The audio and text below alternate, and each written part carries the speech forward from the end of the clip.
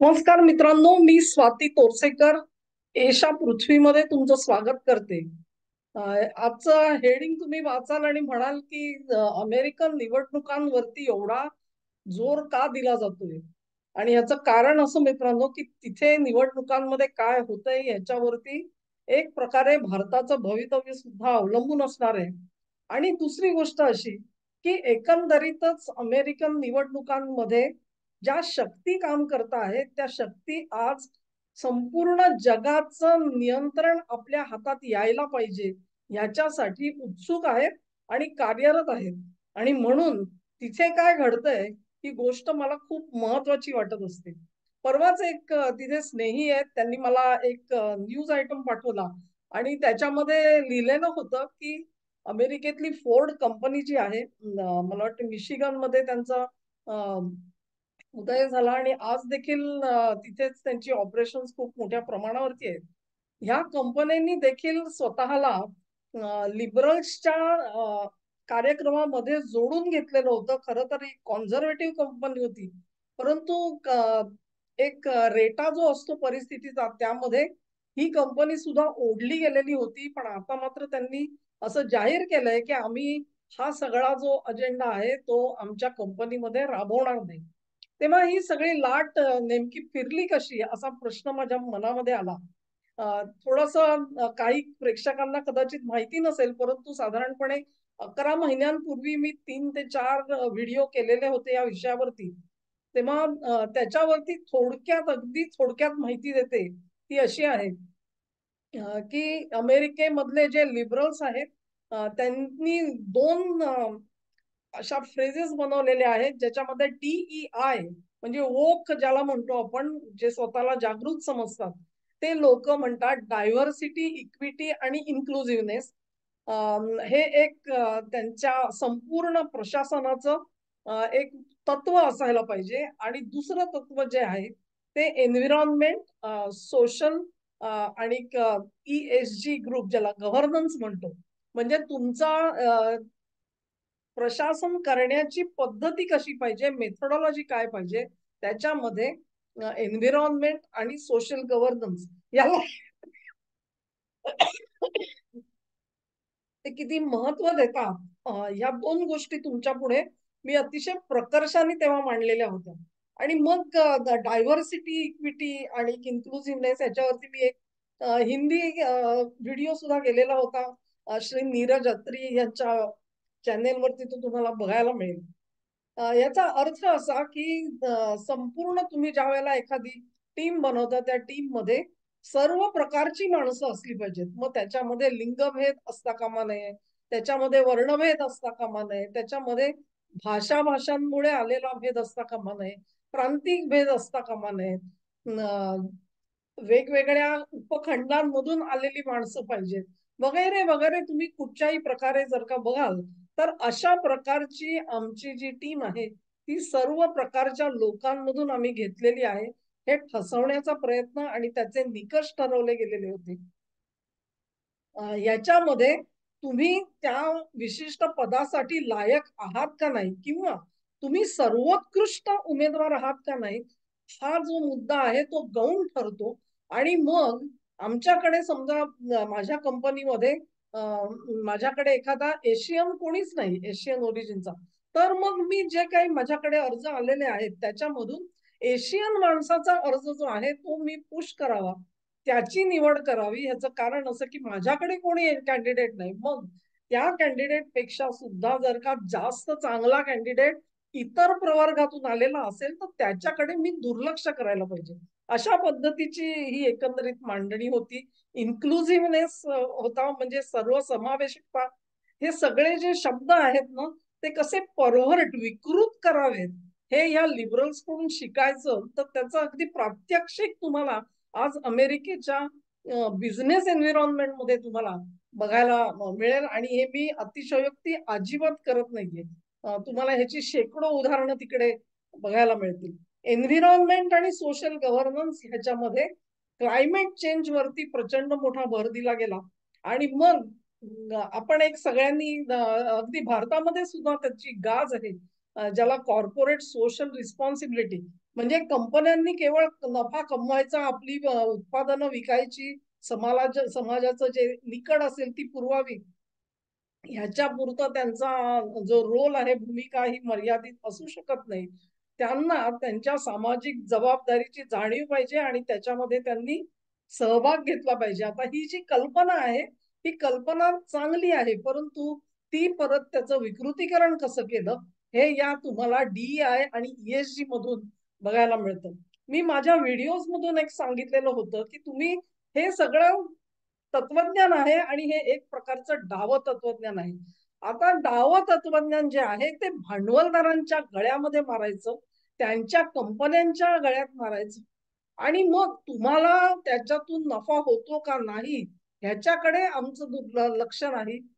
आम्ही सांगता त्या पद्धतीनेच तुमची कंपनी चालवली पाहिजे, ही एक प्रकारची सक्ती केली गेली. तुम्ही म्हणाल तुम्ही काय वेड्या आहात की काय, अमेरिकेसारखा देश आणि त्याच्यामध्ये अशी सक्ती कोणी करू शकतं का? तर ती सक्ती करण्याचे बॅकडोअर्स जे आहेत ते या लोकांनी शोधून काढलेले होते आणि तो बॅकडोअर जो होता तो अतिशय घातक होता मित्रांनो. अगदी छोटे छोटे तुम्हाला काही संदर्भ देते की संपूर्ण जगाचा आज तुम्ही जर का शेअर मार्केट बघितलं तर त्या शेअर मार्केटची किंमत ही साधारण $400 ट्रिलियन आहे असं समजलं जातं. या $400 ट्रिलियन मध्ये सर्वात जास्त एक रकमी ज्याला म्हणू आपण $66 ट्रिलियन जे आहे ते फक्त 3 ते 4 कंपन्यांच्या हातामध्ये ते आहे. 400 मधले 66. कल्पना करा तुम्ही, उरलेले सगळे त्यांच्या सोबत नाहीयेत, पण ह्यांची दादागिरी कशी महत्वाची आहे ही लक्षात घ्या. आता ह्या ज्या कंपन्या आहेत, 3 ते 4 कंपन्या मी म्हटलं, त्यांच्याकडे S&P 500 म्हणजे टॉप 500 ज्याला आपण कंपन्या म्हणतो, त्या कंपन्यांचे महत्वाचे शेअर्स त्यांच्याकडे. आता महत्वाचे शेअर म्हणजे काय परत लक्षात घ्या, 100% त्यांच्याकडे काही 51% शेअर अजिबात नाहीये. पण त्यांनी स्वतःची एक वोट बँक बनवली. आता तुम्ही बघा की भारतामध्ये 15% मुस्लिम वोट बँक आहे, परंतु त्यांनी मोदी सरकारला या इलेक्शन मध्ये कसा धक्का दिला ह्याचं प्रात्यक्षिक आपण बघितलंय. त्यामुळे 15% वोट सुद्धा महत्वाचं काम करू शकतात जर का निवडणुकांमध्ये, तसेच 15% शेअर होल्डर सुद्धा आपलं काम करू शकतात. आणि मग 15% असतील, पुढे 25% असतील, असे प्रत्येक पहिल्या 500 ज्या Fortune 500 म्हणा तुम्ही त्याला पाहिजे तर, त्या कंपन्यांमध्ये ह्या लोकांचे शेअर त्यांच्या हातामध्ये ते सगळ्या कंपनीच्या नाड्या असतात. आता ज्या वेळेला असं होतं त्यावेळेला ते काय करतात, ते कंपनी बरोबर बोलणी करायला सुरुवात करतात की तुमची जी जाहिरात आहे त्या जाहिरातीमध्ये आम्हाला लिंगभेद नसलेल्या जाहिराती बघायला मिळाल्या पाहिजेत. मग त्याच्यामध्ये तुम्ही लेस्बियन दाखवा, गे दाखवा, ट्रान्सजेंडर दाखवा, 50 प्रकार त्यांनी तयार केलेले आहेत तशा पाहिजेत.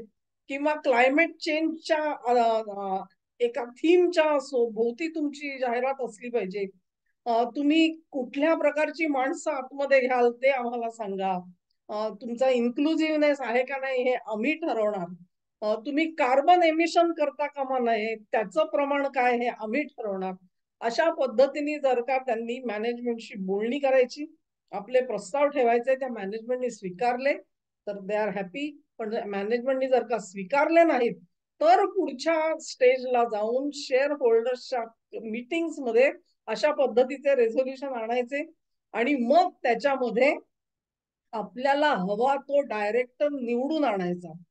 ही गोष्ट सुद्धा काल्पनिक नाही. मला वाटतं एक्झॉन मोबिल असेल किंवा अशा कंपन्यांमध्ये त्यांनी डायरेक्टर सुद्धा बदलून दाखवले आणि अशा तऱ्हेने दादागिरी करून सर्व कंपन्यांच्या गळ्यामध्ये आपलं म्हणणं मांडलेलं होतं.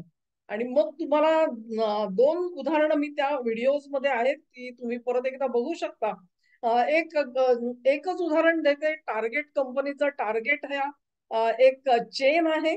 जशी वॉलमार्ट चेन आहे तशी टार्गेट चेन आहे आणि वॉलमार्ट ही आपण म्हणू की तिथल्या कनिष्ठ मध्यमवर्गीय किंवा त्या खालच्या वर्गा मधले जे ग्राहक आहेत ते वॉलमार्ट मध्ये जाताना दिसतात. त्यापेक्षा थोडेसे जास्त आर्थिक कमाई करणारे जे गट आहेत त्यांच्यापैकी काही जणांना टार्गेटमध्ये जाण्यामध्ये स्वारस्य असतं. तर अशा टार्गेटनी त्यांच्या स्टोअरमध्ये एक दिवशी ट्रान्सजेंडर जी मुलं मुली असतील, टीनेजर मुलं मुली, त्यांच्यासाठीचे अंतर्वस्त्र जी आहेत ती स्वतःच्या स्टोअर मध्ये पूर्ण डिस्प्ले केली. म्हणजे एखादा लहान मूल, तुम्हाला माहितीये लिंग बदलाचं जे खूळ चाललेलं आहे कॅलिफोर्नियामध्ये, एखाद्या मुलाने जर का सांगितलं की मला मुलगी व्हायला आवडेल तर त्याचं ऑपरेशन करून टाकतात. आई वडील आक्षेप घेऊ शकत नाहीत. एखाद्या मुलीने सांगितलं मला मुलगा व्हायचंय, तिचं ऑपरेशन करतात. असे जे वाढतात मुलं मुली, त्यांना त्यांची जी शारीरिक ठेवण असते ती खरी मुलीची असते, पण तिला मुलाचे कपडे हवे असतात. हे जे काही मिसमॅच आहे, तशा कपडे, तयार कपडे अमेरिकेच्या स्टोअर्स मध्ये उपलब्ध नव्हते. ते टार्गेटनी उपलब्ध करून दिले. आणि हे कसे करून दिले? कारण अर्थात अशा प्रकारचं दडपण होतं म्हणून उपलब्ध केले. त्याच्यानंतर टार्गेटचा सेल जो आहे, लोकांना ते बघून इतका धक्का बसला की लोकांनी टार्गेटमध्ये जाणं सोडून दिलं. त्यांचा सेल झपाट्याने खाली आला. आणि तरी सुद्धा टार्गेट हे मान्य करायला तयार नाही की आमच्या ह्या उपक्रमामुळे आमचा सेल घसरलेला आहे म्हणून. पण मित्रांनो, म्हणतात ना की पैशाचं सोंग काही आणता येत नाही उसनं, ते तुम्हाला ऍक्सेप्ट करावं लागतं. कितीही म्हटलं तरी देखील या सगळ्या कंपन्यांना जाणवत होतं की आपण सगळेजण गाळात रुतत चाललेलो आहोत. ह्याच पद्धतीने जर का पुढची मार्गक्रमण करायची तर कंपन्या बंद पाडायला लागतील. कारण आर्थिक पद्धतीमध्ये अशा पद्धतीने जर का सेल घसरले तर दुसरं काय होणार? दुसरी एक कंपनी अमेरिकन, मला वाटतं बडवायझर किंवा अशी कंपनी आहे जी बियर विकते, त्यांच्या बाबतीत सुद्धा असाच एक ट्रान्सजेंडर जाहिरात दाखवली गेली आणि त्यांचा सेल झपाट्याने खाली उतरलेला आपल्याला दिसतो. तर ह्या सगळ्या ज्या बाबी आहेत त्याच्यामुळे एक दहशतीचं वातावरण सगळं ह्या सगळ्या प्रकारामध्ये आलेलं होतं. मला नेहमी आश्चर्य वाटायचं की अमेरिकेसारखा देश आहे जिथे शेरमन अँटी ट्रस्ट लॉ सारखं इतकं चांगलं हत्यार लोकांच्या हातात आहे, ते हत्यार कोणी वापरत कसं नाही आतापर्यंत. अशा पद्धतीने एक प्रकारे कंपन्यांना वाकवण्याचा हा जो प्रकार चाललेला आहे त्याच्या विरोधामध्ये कोणीही ऍक्शन का घेत नाही? परंतु माझ्या प्रश्नाला आता उत्तर मिळालेलं आहे. हाऊसची जी एक कमिटी आहे अँटी ट्रस्ट ह्या नावानीच, त्याच कायद्याच्या तरतुदींखाली काही रिप्रेझेंटेटिव्ह आहेत, त्यांनी चौकशीला सुरुवात केलेली आहे. आणि या ESG ग्रुप जो आहे, या ESG ग्रुपनी कशा पद्धतीने कार्टेलायझेशन करून कंपन्यांना वेठीला धरलेला आहे, त्यांच्या इच्छेविरुद्ध वेठीला धरलेला आहे.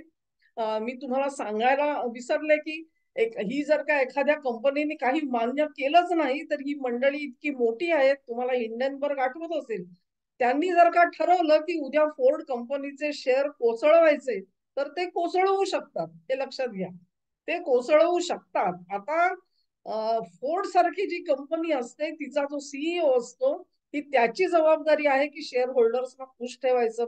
अशा पद्धतीने शेअरची जर का किंमत घसरायला लागली तर ते खुश राहतील का? ते नाही खुश राहू शकणार. त्यामुळे त्या सीईओ ला सुद्धा यांचं ऐकावं लागत होतं. कारण ही जी दादागिरी, दहशत जी अडाणींना भोगावी लागली ती अमेरिकेच्या एकंदरीत बिझनेस पर्स्पेक्टिव्ह मध्ये केवढा मोठा इम्पॅक्ट असेल तुम्ही कल्पना करू शकता. तेव्हा ही हाऊस कमिटी बसलेली आहे आणि आता ह्याची सुरुवात झालेली आहे. उगाच नाही झुकरबर्ग जो आहे त्यांनी येऊन कबुली दिली. मित्रांनो, वातावरण बदलतंय अमेरिकेमध्ये, वातावरण बदलतंय.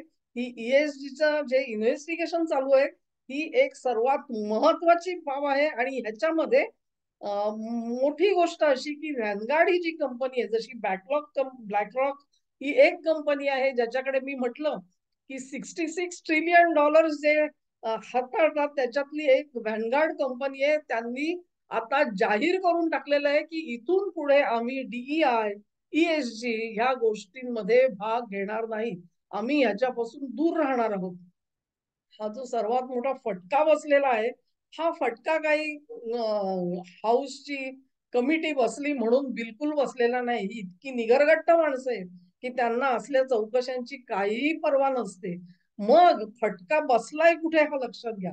फटका जो बसलेला फटका नेहमी बसतो लोकशाहीमध्ये, तो जनमताच्या रेट्याचा बसतो. या सगळ्याची जी रिएक्शन येते आहे, ही रिएक्शन म्हणून डेमोक्रेटिक पक्षाचा जो कॅन्डिडेट आहे त्याला ते सगळं भोगावं लागणार आहे. बायडेन सुटले, बायडेनची सुटका झाली, या सगळ्यातून अडकले आहेत त्या कमला हॅरिस. आणि मग आता एक एक एक करत धोरणं जी मागे मागे मागे पावलं टाकायला लागतायत, त्याच्यामधलंच हे एक जे पाऊल आहे ते ESG इन्व्हेस्टिगेशन आणि त्याचा परिणाम आणि त्याचे तुम्हाला दिसणारे सगळे जे दृश्य, ह्या ज्या सगळ्या बातम्या येत आहेत फोर्ड कंपनी सारख्या, ह्या महत्वाच्या ठरणार आहेत. मी असं बिलकुल मानत नाही की हे सगळं जे पॉलिसीज सगळ्या उलट्या फिरताना तुम्हाला दिसत आहेत त्या कायमच्या होत आहेत, असं मला वाटत नाही. परंतु निदान नोव्हेंबर पर्यंत तरी मतदारांना खुश करायचं असेल तर कुठेतरी आम्ही 4 पावलं मागे यायला तयार आहोत. चुका आमच्या ज्या आहेत न बोलता, पण तरी सुद्धा त्यांच्यामध्ये उजळणी करायला तयार आहोत. असं जर का चित्र उभं राहिलं तर कुठेतरी ढासळत्या डेमोक्रॅटिक पाठिंब्याला कुठेतरी टेकू देऊ शकू आपण. हे त्याच्या मागचं गणित आहे.